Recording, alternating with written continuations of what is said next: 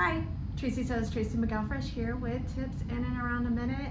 So just a friendly reminder that if you're looking for a tutorial, this is actually just tips for people that already know how to sew, not a tutorial. So I can't do a full tutorial in around a minute. That takes a lot longer. So today we're going to talk about those little keyholes and peepholes that people don't like on their shirts and how to cover those up and what to look for. So when we cover up the little drop neckline or the keyhole, that is called a modesty panel. We will be making a modesty panel, and I charge anywhere from $28 to $38 to just make a little piece of fabric. And you can take a piece of fabric from the hemline if you're hemming the dress and add that.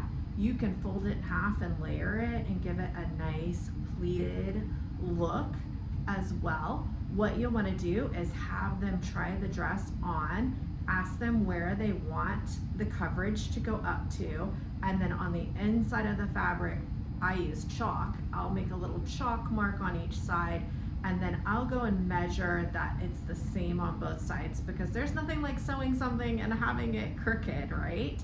So you can use the hemline. You can use a sheer mesh netting that matches their skin tone, but then you would have to order things and stuff like that. But if the garment has any room on the inside to take some out, like this garment that I'm working on here has a facing inside of it.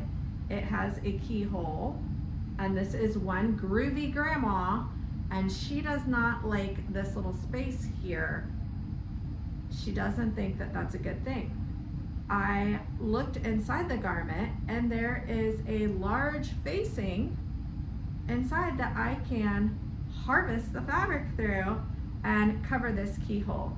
So I cut a piece of the fabric out, and that is going to go underneath. I will probably have to hand stitch it in so we don't have any top stitching, but that is going to cover that keyhole, and she can still have this beautiful little accent piece right here.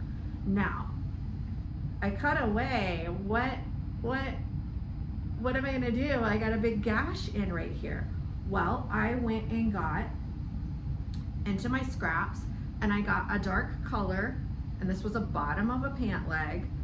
I used this piece and I traced around it, made it a tiny bit bigger, and then I ironed interfacing onto the back of it because this piece is interfaced, but I cut the interfacing out larger so that I could stick the interfacing to this piece and the existing piece at the same time, because the interfacing is fusible, meaning it's going to stick with the iron.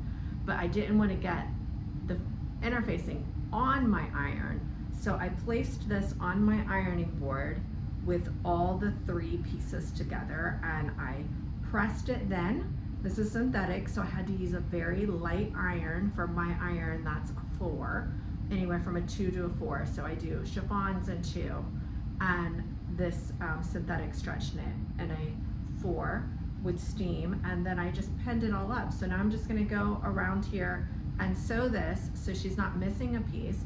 It's not gonna be too lumpy because it's just the interfacing layer overlapping, and I'm going to sew this little modesty panel in. So if you have more ideas about how you've done this before, please let me know down in the comments. Again, I'm wearing one of my very offensive headpieces. Somebody on here made a comment about that my headpieces are distracting, so sorry about you. All right, have a great day. Thank you, bye.